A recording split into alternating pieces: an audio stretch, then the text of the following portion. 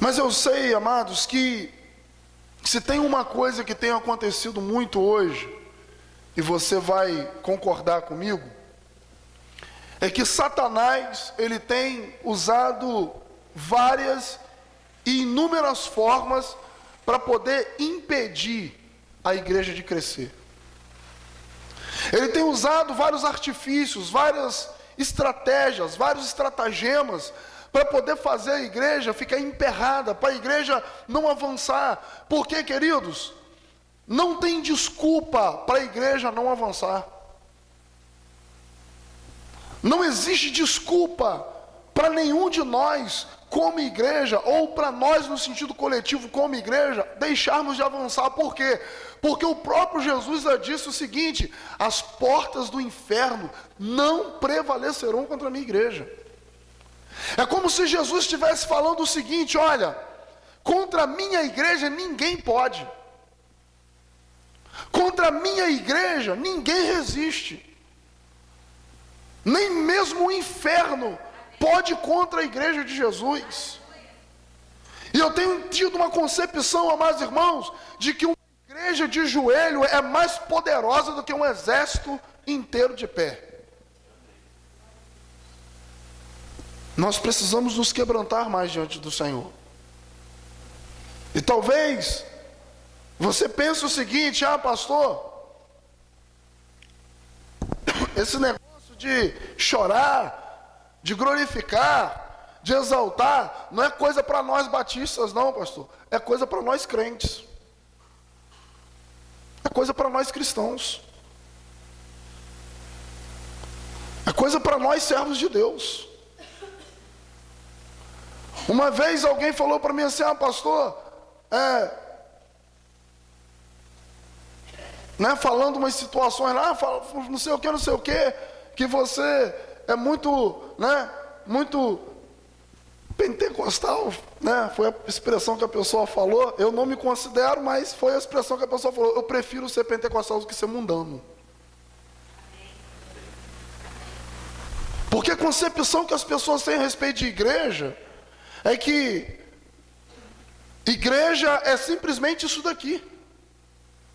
E queridos irmãos, a gente sabe que o diabo, ele está combatendo a igreja, ele está lutando para ferir a igreja, para macular a igreja, a noiva de Jesus. Como eu acabei de falar aqui, na Alemanha, cristãos batistas já estão aceitando casamento gay. Em Maceió, há poucos dias atrás, uma igreja conveniada à nossa convenção, ela colocou em seu estatuto, e foi combatida até por isso, foi desligada da convenção, de que ela poderia, com a liberdade que ela tem, simplesmente fazer casamentos homossexuais. Aqui em Maceió, aqui não, mas em Maceió, no estado, dentro do Brasil. Aonde a igreja vai parar? Por que eu estou falando isso? Porque Satanás tem estratégias para poder impedir o crescimento da igreja. E é sobre isso que eu quero falar hoje. Eu gostaria que você pudesse abrir o seu livro sagrado, a sua Bíblia, no livro de Êxodo, capítulo 1, nós leremos o versículo 7 ao versículo 22. Eu sempre falo, irmãos, que quem quer aprender sempre anota. Por isso que você não pode deixar de andar com papel e caneta na sua mão. Porque até uma frase que você vê no para-choque de um caminhão pode te ensinar alguma coisa. Então ande com caneta e papel para você anotar, para você escrever, porque pode ser que tudo que eu vou te falar aqui agora, da parte de Deus, você possa esquecer. Mas se você anotar, você não esquece. E Deus nos deu uma ferramenta, para poder facilitar mais ainda, porque fica pausado ali, você pode fazer as suas anotações.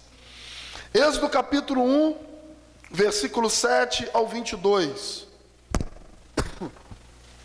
Diz assim o texto da palavra de Deus. Êxodo capítulo 1, capítulo 1, versículo 7 ao versículo 22. E eu gostaria que você se abrisse muito para receber essa palavra. Muito. Essa palavra Deus me deu nessa madrugada em oração. Eu acredito, irmãos, que da mesma forma que essa palavra impactou o meu coração, pode impactar também o seu. Diz assim a palavra de Deus, Êxodo 1, do 7 ao 22. Diz assim: mas os filhos de Israel foram fecundos e aumentaram muito, e se multiplicaram, e grandemente se fortaleceram, de maneira que a terra se encheu deles. Entre mentes se levantou um novo rei sobre o Egito, que não conhecera José. Ele disse ao seu povo: eis que o povo dos filhos de Israel é mais numeroso e mais forte do que nós. Eia, usemos de astúcia, repita comigo, astúcia, para com ele, para que não se multiplique, e seja o caso que, vindo guerra, ele se ajunte com os nossos inimigos, peleje contra nós e saia da terra. E os egípcios puseram sobre eles feitores de obras, para os afligirem com suas cargas. E os israelitas edificaram a Faraó as cidades celeiros, Pitó e Ramsés. Mas quanto mais os afligiam, tanto mais se multiplicavam, e tanto mais se espalhavam, de maneira que se inquietavam por causa dos filhos de Israel. Aleluia por isso. Então os egípcios, com tirania, faziam servir os filhos de Israel, e lhes fizeram amargar a vida com dura servidão, em barro e em tijolos, e em todo o trabalho no campo, com todo o serviço em que na tirania os serviam.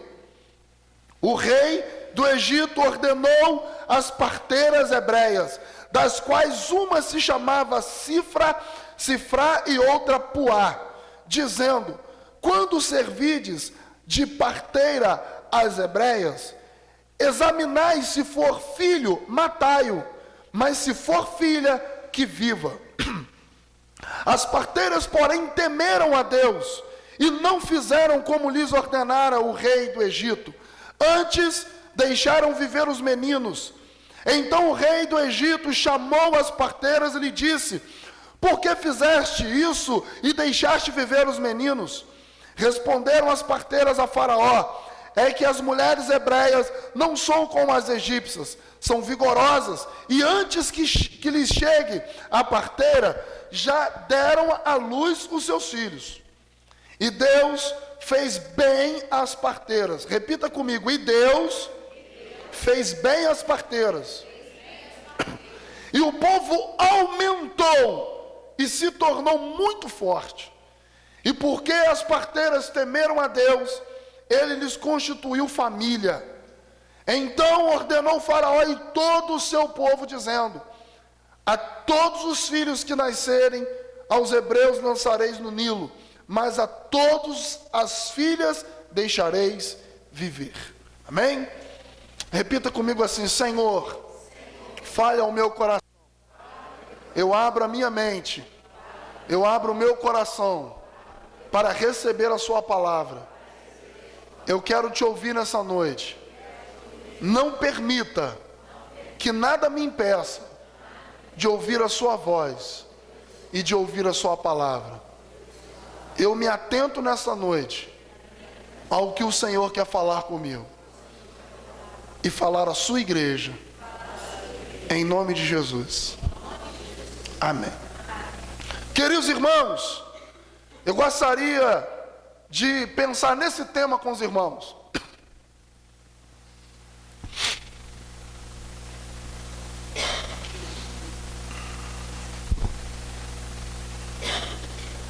Está entrando não? Toma aqui o pendrive. Eu gostaria que nós pensássemos em algo muito importante hoje, amados irmãos. Obrigado, Guilherme. Que, na verdade, é uma coisa que a gente precisa ter entendimento. Vamos ler? Estratégias do inimigo. Amém. Queridos, tudo que Deus quer é que a sua igreja avance. Tudo que Deus quer é que a sua igreja cresça. Tudo que Deus quer é que essa igreja, essa comunidade cristã, ela avance, ela desenvolva, ela seja profíncua aqui na terra de Jaguarembé. Tudo que está no coração de Deus é que essa igreja seja uma ferramenta, um instrumento dele para impactar essa comunidade, para impactar a nossa vizinhança, para impactar as pessoas que estiverem ao nosso redor, as pessoas que saírem das suas casas e entrarem aqui. Elas precisam entrar aqui e serem impactadas pela glória de Deus e pelo nosso amor. Queridos irmãos, Deus quer o crescimento da igreja, mas o diabo não quer. Há muito tempo atrás eu ouvi uma pessoa dizer o seguinte, que a igreja não precisa crescer, que a igreja pode ficar do jeito que está mesmo, e que é muito melhor que a igreja fique pequena do que ela cresça. Isso é mentira do diabo, porque Deus quer que a igreja cresça. Porque se a igreja crescer, significa que almas estão se rendendo ao Senhor, significa que pessoas estão se convertendo, significa que pessoas estão sendo transformadas pelo poder de Deus. Então, por isso, amados, nós precisamos lutar pelo crescimento dessa igreja. Agora preste atenção, o crescimento dessa igreja não depende de mim como pastor apenas, mas depende de cada um que faz parte dessa comunidade, porque a própria palavra de Deus diz, queridos, que o Senhor distribuiu dons na igreja para a edificação da mesma, para o crescimento da mesma. Você tem um dom. Não existe cristão sem dom. Algum dom você tem, você precisa desterrar ele, você precisa descobri-lo, mas você tem um dom. Ore ao Senhor, peça a Deus, Deus, eu quero saber qual é o dom que eu tenho para me fazer a igreja crescer. Porque, irmãos, a maioria das pessoas vivem dentro da igreja, estão dentro da igreja, mas não sabem que dom elas possuem. Satanás, ele quer acabar com a igreja. O diabo quer aniquilar o crescimento da igreja. Satanás, ele quer minguar o crescimento da igreja. Nós acabamos de ler um texto aqui que fala a respeito do povo de Israel quando estava no Egito. Nós sabemos que o povo de Israel foi transicionado para o Egito através de José. Quando José, foi levado para o Egito, foi forçado a estar lá pelos seus irmãos, propósito de Deus, é claro, e diante disso, José trouxe os seus irmãos, a sua família, a sua parentela para a terra do Egito, e diante daquilo, o povo de Israel começou a crescer muito, o povo de Deus começou a crescer muito ali dentro do Egito. O crescimento começou a entrar em evidência, a ponto, amados irmãos, de no texto, no versículo 7 diz: mas os filhos de Israel eram fecundos e aumentavam-se muito, e se multiplicaram e grandemente se fortaleciam, de maneira que a terra deles. Ou seja, havia um crescimento. Havia um crescimento. O povo de Israel estava crescendo. O povo de Israel estava se desenvolvendo. O povo de Israel estava se tornando forte, estava se tornando numeroso. Esse é o propósito de Deus para a igreja, porque o povo de Israel somos nós. O propósito de Deus para a igreja, amados, é que a igreja seja forte, seja numerosa, seja fortalecida, seja poderosa dentro de Jaguarembé. O propósito de Deus para essa igreja, para outras igrejas, é que nós sejamos um povo que se multiplique. Amém ou não amém? Mas Satanás não quer isso. Satanás não quer a multiplicação e o crescimento da igreja.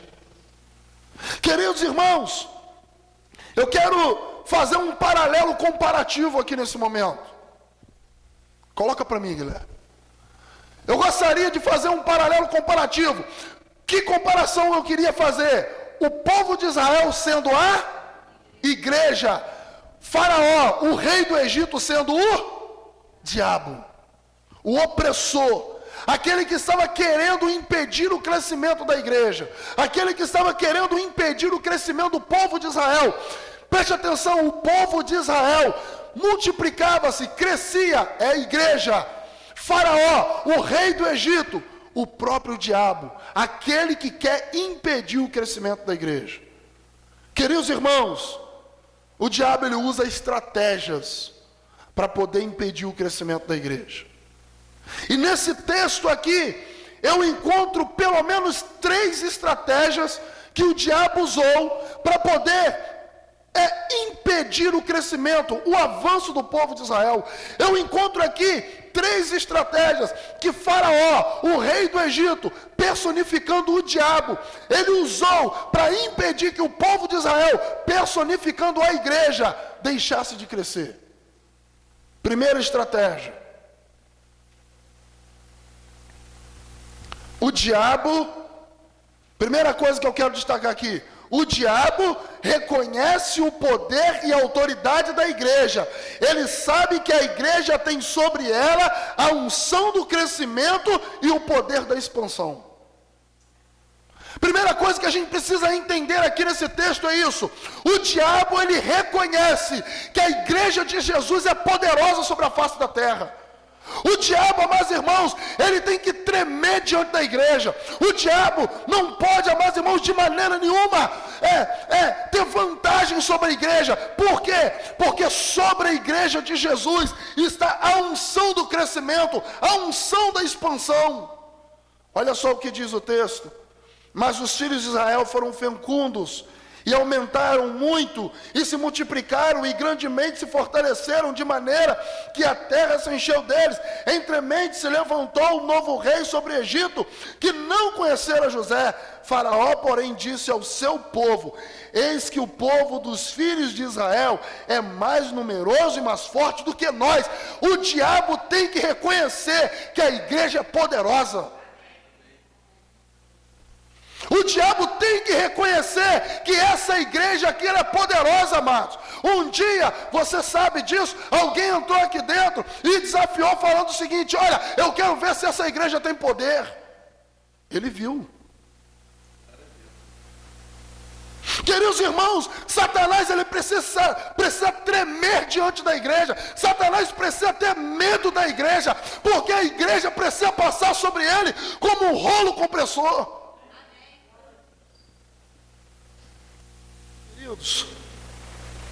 O diabo é o ser mais estratégico que existe. Ele é o ser mais ardiloso que existe. Ele é o ser que tem mais estratégias para combater o povo de Deus. É o diabo. Sabe por quê? Porque a palavra de Deus diz que quando ele se personificou em serpente lá no Éden, a Bíblia diz que a serpente era a mais astuta de todos os animais que estavam no Éden. Satanás, ele é astuto, mas ele precisa reconhecer a autoridade da igreja. Escute, olha para mim aqui, querido. Ontem nós aprendemos uma coisa: o seu nome, você precisa ser conhecido no inferno. Você precisa ser reconhecido lá no inferno. O diabo, os demônios precisam olhar para mim, para você, e olharem para nós e falar assim: com aquele ali eu não posso mexer, porque ele tem vida com Deus. Nós precisamos ser reconhecidos no inferno como pessoas que têm autoridade, como pessoas que verdadeiramente vivem a presença de Deus. E o diabo sabe, irmãos, quem vive e quem não vive. A Bíblia diz lá em Atos, quando os filhos de Cefas foram lá expulsar um demônio de alguém, eles chegaram lá e falaram assim: olha, eu conjuro-vos em nome do Deus que Paulo prega, que vocês saiam do corpo desse menino. E a Bíblia diz que aquele espírito maligno disse para eles o seguinte: Paulo eu sei quem é, Jesus eu conheço, e vocês quem são? Nem no inferno eles eram conhecidos, porque eram crentes que brincavam com Deus.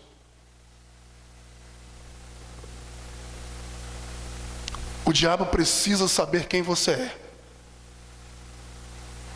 O diabo precisa olhar para você e ver: eu não posso mexer com Denise, porque Denise é uma mulher de Deus. Eu não posso mexer com Carlos Henrique, porque Carlos Henrique é um homem de oração. Carlos Henrique é um homem que quando coloca o pé para trás, sabe o que é pé para trás? Joelho. Quando coloca o pé para trás, eu não consigo chegar perto dele. Queridos irmãos, nós somos ou não somos conhecidos no inferno? O diabo precisa reconhecer a autoridade. A Bíblia diz que Faraó, ele reconheceu que o povo de Israel era mais numeroso e mais forte do que eles. Amém? Mas eu aprendo ainda, irmãos. Em segundo lugar, o inimigo sabe que se a igreja expandir, o que acontece? Ele perde território. Ele sabe por que ele quer impedir o crescimento da igreja. Porque ele sabe que se 10 pessoas se converterem, hoje, 10 pessoas deixaram de servir a ele. Ele sabe que se 500 pessoas aceitarem a ele hoje, 500 pessoas deixaram de fazer parte do reino dele. Por isso, amados, o inimigo sabe que se a igreja expandir, ele perde território. O texto diz assim, olha só o que Faraó disse: eia, usemos de astúcia para com eles, para que não se multiplique, e seja o caso que, vindo a guerra, eles se ajuntem com os nossos inimigos, e pelejem contra nós, e saiam da terra. Sabe o que ele está querendo dizer aqui? Não vamos permitir o crescimento deles, porque se eles crescerem, nós vamos ficar abafados, eles vão ter poder sobre nós, nós vamos perder território. Olha para mim aqui. Satanás precisa perder território aqui dentro de Jaguarembé, irmãos. Satanás precisa perder território na rua do cemitério, é qual a rua que eu moro. Ele precisa perder território ali. Satanás precisa perder território na rua que você mora. Satanás precisa perder território aonde você mora. O que você está fazendo? Que você está cheio de gente não crente à sua volta, você não faz nada.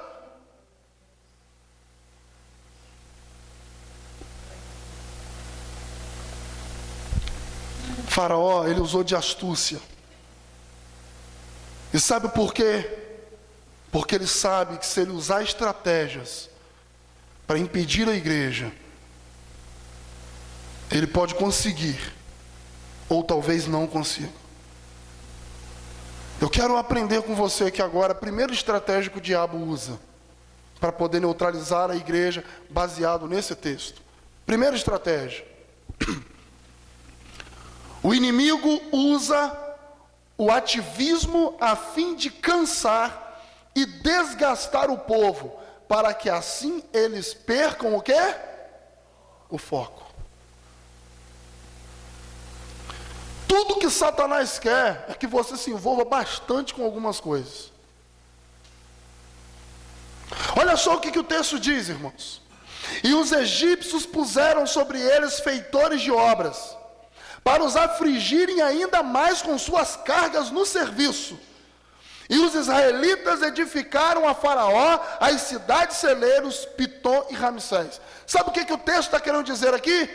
Que a estratégia de Faraó foi essa. Primeira estratégia: vamos botar o povo para trabalhar e ficar cansado. Porque se eles trabalharem bastante e ficarem bastante cansados, eles não vão ter tempo para crescer. Escute o que eu estou te falando aqui, querido. Tudo que o diabo quer é fazer você se envolver bastante com bastante coisas. Tudo que o diabo quer é que você se envolva bastante com o seu trabalho. Tudo que o diabo quer é que você tenha uma vida de ativismo tão absurda que quando chegar o dia de culto, você possa olhar para dentro de você mesmo e falar assim: ah, eu estou cansado hoje, não vou no culto. Essa é a primeira estratégia que o diabo usa. Colocar o povo para se envolver com muita coisa. Tem pessoas, amados, que trabalha, sai do serviço 5 e se ele puder começar um serviço 6 para ir até meia-noite, ele começa. Mas se envolver com a obra de Deus, ficar num culto 2h30, reclama. Tem pessoas, amados irmãos, que ele se envolve tanto com tanta coisa que a vida dele fica tão embaraçada que ele não tem tempo para orar, não tem tempo para ler a Bíblia, não tem tempo para jejuar, não tem tempo para fazer nada. Eu quero só fazer uma pergunta, você responda para você. Quanto tempo você orou hoje? Quanto tempo você leu a Bíblia hoje? Sabe por que você não fez isso? Porque você estava muito envolvido com outras coisas. O diabo sabe, queridos, que tudo que ele precisa fazer, como eu disse anteriormente, não é fazer você fazer a vontade dele, basta você fazer a sua vontade. E se deixar, irmãos, a nossa vontade é sempre de fazer aquilo que não agrada a Deus. O texto diz que Faraó, ele pensou, eu tenho um plano, eu tenho uma estratégia, vamos botar o povo para trabalhar muito. Vamos colocar o povo para ficar muito envolvido com televisão. Vamos colocar o povo para ficar muito envolvido com internet. Vamos colocar o povo para ficar muito envolvido com o trabalho, com o serviço, com muitas coisas. E assim ele não vai ter tempo para se envolver com Deus. O que você está fazendo da sua vida? Quais são os seus envolvimentos? Queridos irmãos, tem pessoas que podem vir para a igreja tranquilamente, não vêm, sabe por quê? Porque está envolvido com outra coisa. Está envolvido com outra coisa. Aí por estar tão envolvido com outra coisa, o que a gente olha para ele, e a definição que a gente tem da vida dele como cristão, é que ele só está naufragando, só está afundando. Cada dia mais ele perde o brilho.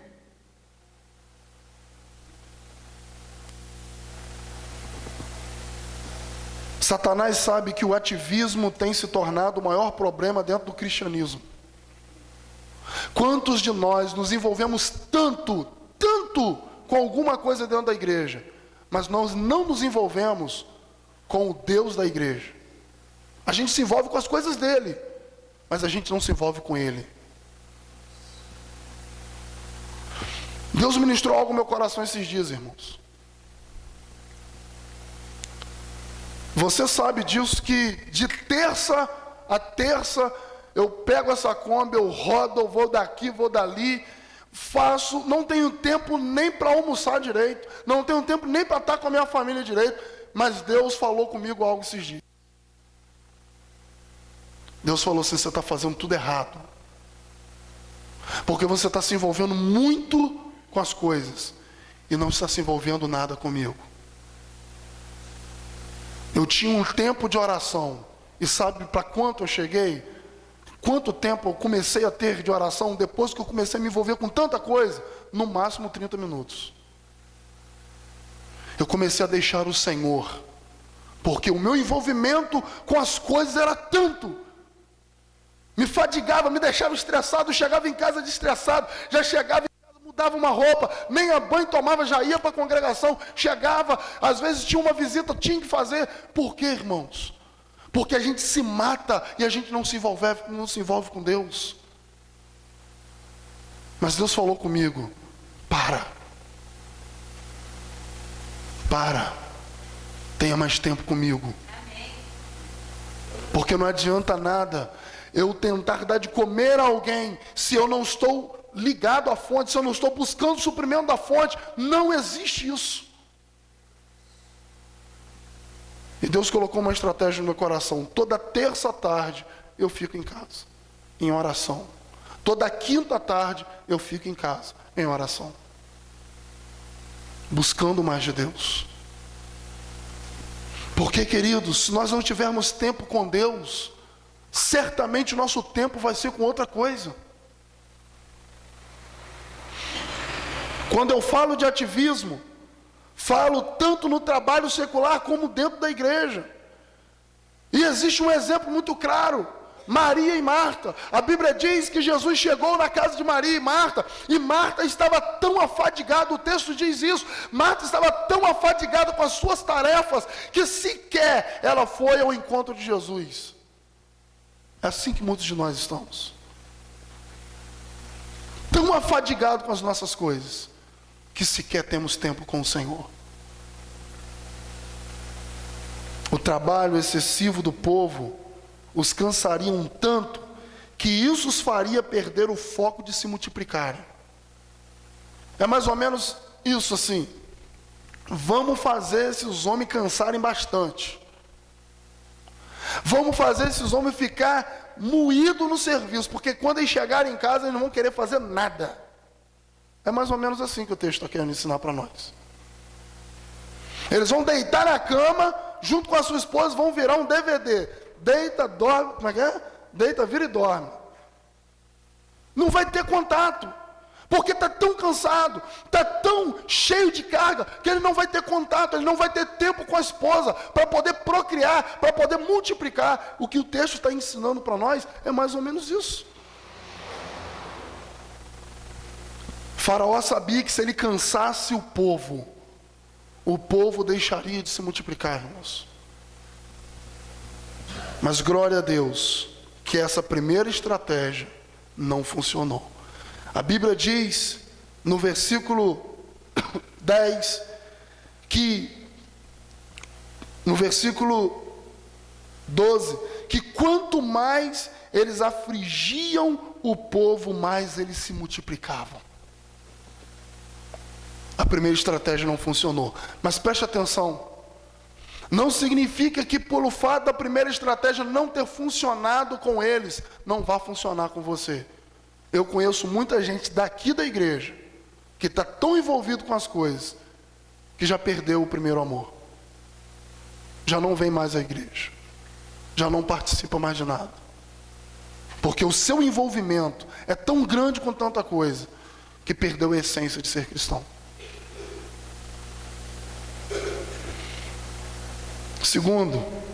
Segunda estratégia que o inimigo usa para poder neutralizar e impedir o crescimento. O inimigo escraviza o povo com mais dureza para oprimir ao ponto de se sentirem escravos. Escute uma coisa, irmão. Tudo que o diabo quer é que você se sinta escravo. Tudo que o diabo quer é que você não tenha a sensação de ser livre. Tudo que o diabo quer é te oprimir. Tudo que o diabo quer é colocar você em uma redoma e te fazer prisioneiro de alguma coisa, às vezes até de si mesmo. Tudo que o diabo quer é fazer com que você fique preso a alguma coisa. Olha o que o texto diz, versículo 13 e 14. Então os egípcios com tirania faziam servir os filhos de Israel e lhes fizeram amargar a vida com dura servidão e barro e em tijolos e com todo trabalho no campo, com todo o serviço em que na tirania os serviam. Sabe o que Faraó pensou agora? Se não deu certo colocar eles para trabalharem na obra, vamos fazê-los agora fazer tijolos. Vamos fazê-los ficar agora amarrados no sol quente, amassando barro, escravizados. Antes eles eram apenas pessoas que trabalhavam como obreiros no Egito. Agora Faraó faz eles se tornarem escravos. Querido, tudo que o diabo quer é fazer você se tornar escravo. Escravo da TV, escravo da internet, escravo da pornografia,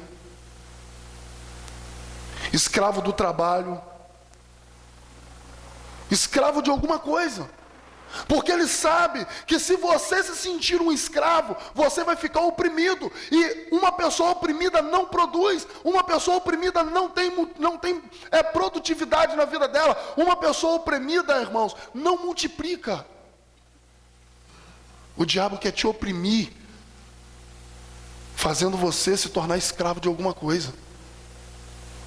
Sabe o que muita gente tem sido escravo? Disso aqui, ó. Da língua.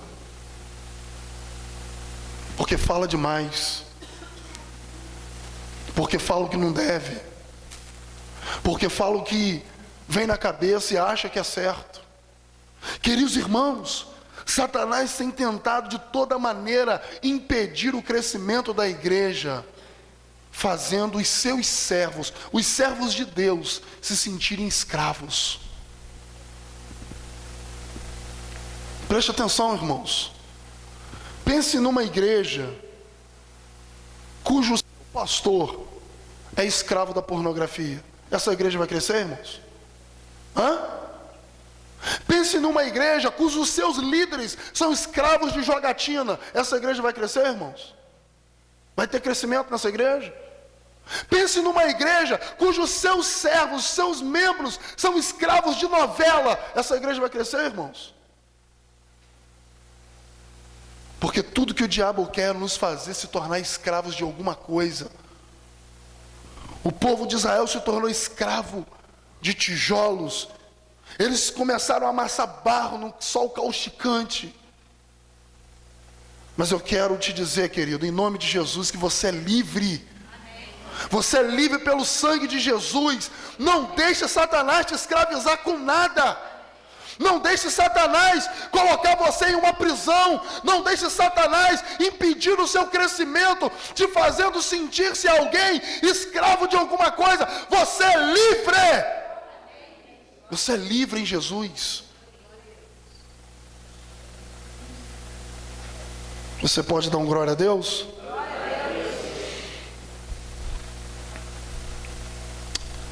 Satanás, o inimigo, tem escravizado muitas e muitas pessoas com tantas coisas, que essas pessoas não conseguem crescer, pois elas se acham indignas, elas se acham sujas. Eu conheço pessoas assim, irmãos, que elas se envolveram tanto com o pecado, elas se envolvem tanto com o pecado, que elas se sentem sujas, elas se sentem indignas, elas não se desenvolvem porque a mentalidade delas é de escravo. Eu quero liberar uma palavra agora, em nome de Jesus, e eu gostaria que você recebesse essa palavra. Feche os seus olhos, faz assim com a sua mão. Eu quero liberar em nome de Jesus. E quero declarar uma palavra nesta noite, Senhor. E eu quero dizer que toda opressão, toda prisão que os teus filhos possuem, tudo aquilo que escraviza o teu povo, ó Deus, seja ativismo, seja trabalho, seja, ó Deus, TV, seja internet, seja pornografia, seja qualquer coisa, seja soberba, seja vaidade, eu declaro agora em nome de Jesus a libertação do seu povo. Em nome de Jesus. Em nome do Senhor Jesus.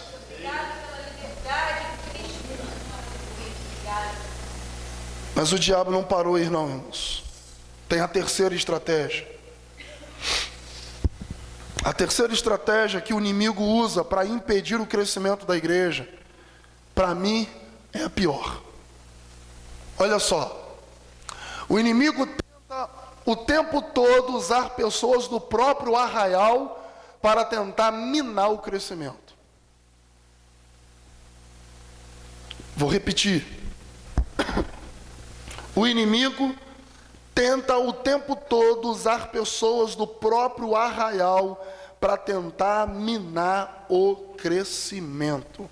Versículo 15 e versículo 16. Diz assim: o rei do Egito ordenou as parteiras, o quê?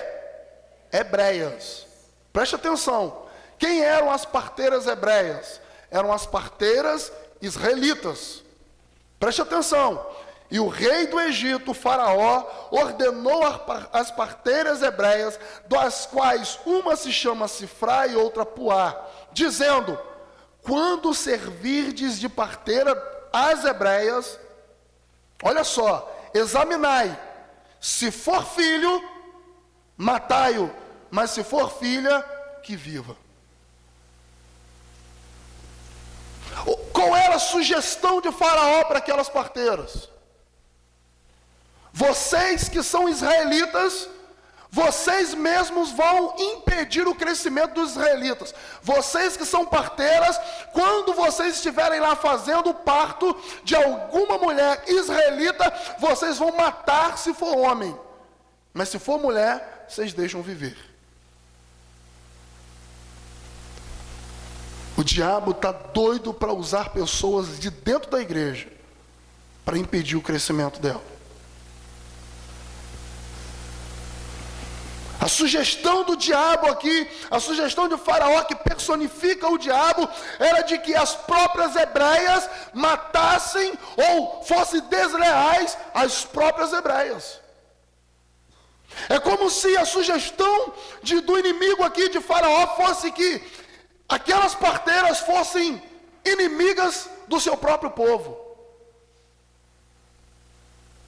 Queridos, o diabo não é bobo.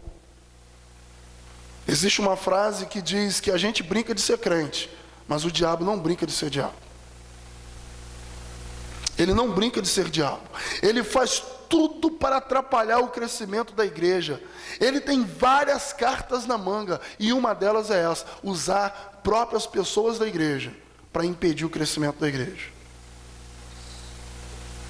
Você sabia disso?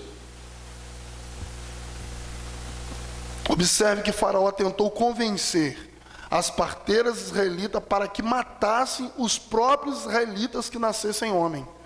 Por quê? Olha a estratégia, irmãos. Matou o homem, o que acontece? Acabou a produtividade. O procriador morreu.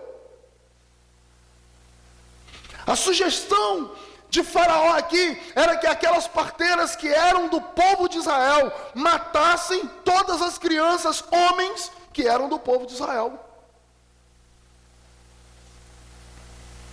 E as parteiras fizeram. Se as parteiras fizessem aquilo, irmãos, elas interrompiam o crescimento do povo. É ou não é? Pensa, se nascesse 1000 crianças, homens mortos, o crescimento ia reduzir, porque ia deixar de ter procriação. Escute o que eu vou te falar aqui, querido.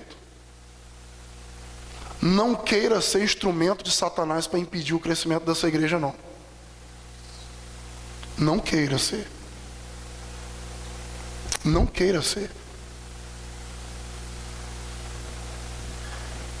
Tudo que o diabo quer é usar alguém para impedir o crescimento da igreja, pois ele sabe que o ataque de dentro é muito pior do que o de fora.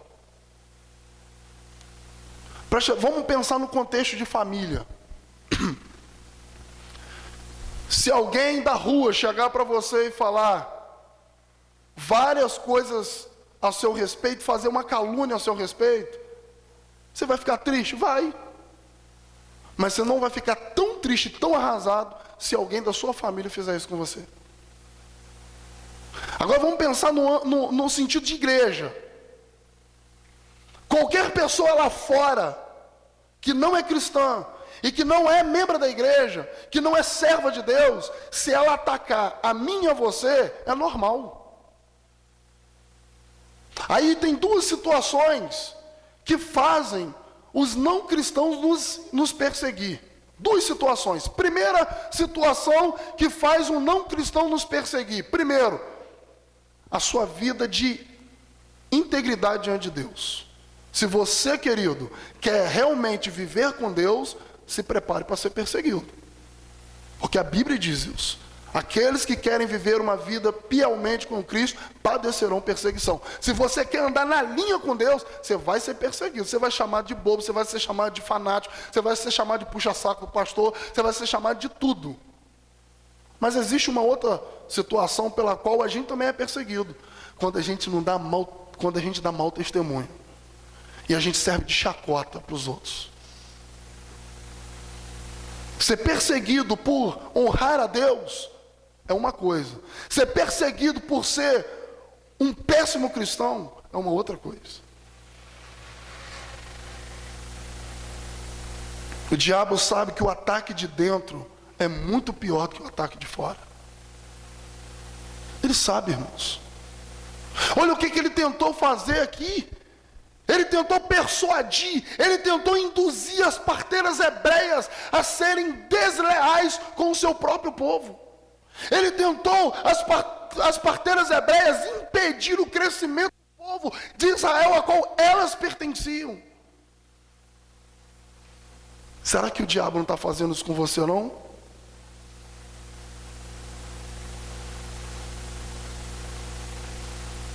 Ah, pastor, como? Se você vive falando mal da igreja, você é assim. Se tudo para você está ruim, você só sabe criticar, nunca apresenta uma solução, sua situação está assim. Se você só sabe entrar em contenda com outras pessoas, sua situação está assim.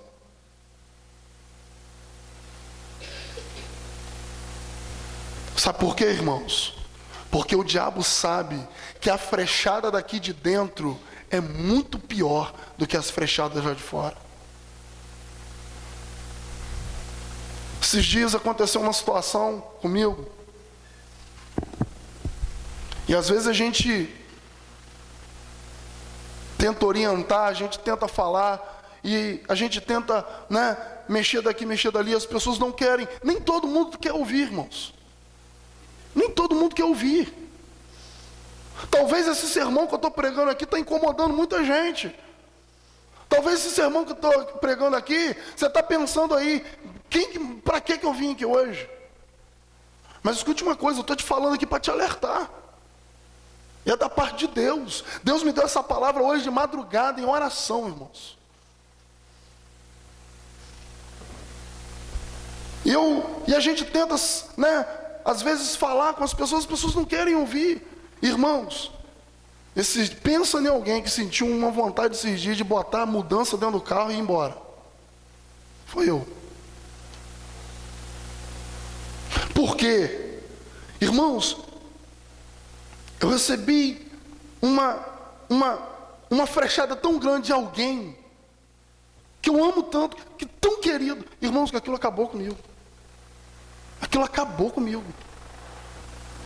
Pensa em alguém que pensou na mesma hora, minha vontade de sumir daqui agora.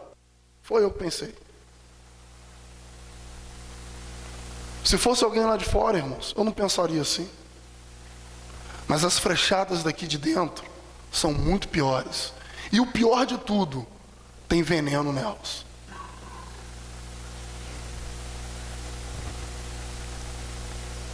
Ser atacado por um ímpio é esperado por todos. Mas ser atacado por alguém da própria igreja é triste demais, irmãos. Nada entristece mais um pastor do que quando ele sabe que ele está sendo atacado por uma ovelha. Nada, irmãos, é pior do que um pastor. Nada é pior para uma pessoa que faz parte da igreja, que comunga, que come junto com alguém, mas sabe que está em traição com ela. Não há nada pior, irmãos. Isso é papel de Sambalate. A Bíblia diz lá em Neemias capítulo 6, passa para mim, Guilherme. Neemias capítulo 6 diz assim: Sambalate tentou se infiltrar no meio do povo de Israel. Diz assim: tendo ouvido Sambalate, Tobias, Gesem, o Arábio e o resto dos nossos inimigos, que eu tinha edificado um muro e que nele já não havia brecha nenhuma, ainda que até este tempo não tinha posto as portas nos portais, Sambalate e Gesem mandaram dizer-me: vem, encontremo-nos nas aldeias, no vale de Ono, porém intentavam fazer-me mal. Sabe o que está querendo dizer ali? Olha a estratégia de Sambalate e Tobia. Vamos nos encontrar com eles lá na aldeia, vamos nos misturar no meio do povo, que eles não vão saber quem somos nós. Vamos estar lá no meio do arraial com eles. Vamos estar lá junto com eles. E aí a gente pode criar uma situação para poder impedir o crescimento deles. A gente pode criar uma situação para paralisar a obra. Queridos, não queira ser alguém usado por Satanás para poder impedir o crescimento da igreja. Não queira ser. Sabe por quê, queridos? Porque tem um preço. Eu nunca vi ninguém que se levantou contra uma igreja ou contra um pastor que se deu bem. Se você conhece, me fala. Não se dá bem. O fim é trágico. Eu nunca vi alguém que tenta impedir o crescimento da igreja se dar bem. Eu conheço, irmãos, um diácono. Ele já morreu. E pensa num diácono ruim. Não vou falar de qual igreja. Eu conheci diácono de um pastor amigo meu. Irmãos, o cara fazia de tudo para azucrinar a cabeça do pastor. Ele fazia de tudo para atormentar o pastor não tinha paz, a igreja não conseguia evoluir, tudo que o pastor trazia, ele dizia que era contrário à igreja, tudo que o pastor trazia era modismo, tudo que o pastor tentava fazer, ele ia contra, e ele persuadia todos da igreja. Ele tinha um poder de manipulação tão grande, era tão diabólico, que ele conseguia persuadir todo mundo na igreja. Sabe qual é o fim dele, irmãos? Chupado totalmente por um câncer. Definhou em cima de uma cama, seco. E sabe o que teve que fazer? Pedir perdão para o pastor. Aí sabe o que aconteceu? Morreu, a igreja cresceu. Sabe por quê, queridos? Porque Deus não admite que ninguém impeça o crescimento da igreja. Não admite, porque a igreja é do pastor, irmãos. A igreja de quem? É dele, é de Jesus, é do Senhor. Faraó, ele tentou impedir usando as parteiras. Mas, queridos, olha que coisa linda que diz o versículo 17. As parteiras, porém, fizeram o quê? E não fizeram como lhe ordenara o rei do Egito. Antes deixaram o quê? Elas temeram a Deus. Elas tiveram um temor de Deus. E elas pensaram o seguinte: eu mexer com isso? Ó, larga Deus agir.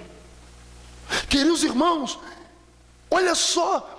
A palavra de Deus diz que aquelas parteiras que foram influenciadas a impedir o crescimento da igreja, elas temeram a Deus, elas temeram ao Senhor. Sabe o que quer dizer isso? Irmãos, elas correram risco de vida por serem leais.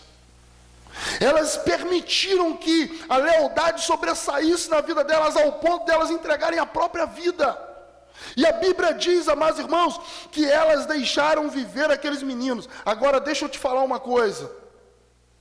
Há uma recompensa para quem vive em lealdade.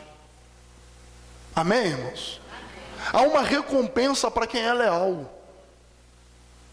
Há uma recompensa para quem é leal ao seu irmão. Ao invés de falar mal, vai orar por ele. Há uma recompensa para quem é leal ao pastor, para quem é leal à liderança. Há uma recompensa para quem é leal à igreja. Há uma recompensa, houve uma recompensa para essas parteiras. Olha só o que diz o versículo 20. E Deus fez bem as parteiras, e o povo aumentou e se tornou muito forte. E porque as parteiras temeram a Deus, Ele lhes constituiu família. Deus abençoou a vida daquelas parteiras, irmãos. Deus fez aquelas parteiras se tornarem família.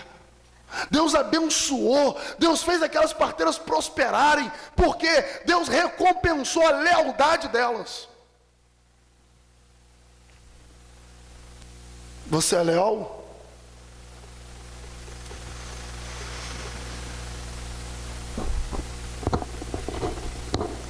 Tem pessoas que comem o pastor no café, no almoço, na janta, e o pior de tudo, fala mal escancaradamente do pastor ou de qualquer membro da igreja perto dos filhos. Sabe o que você está fazendo? Você está querendo fazer os seus filhos ter repúdio pela igreja.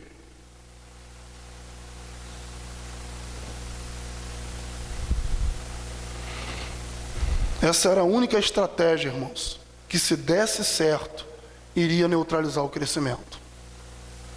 Essa estratégia aqui, a terceira, era a única que, se desse certo, ia impedir o crescimento do povo hebreu.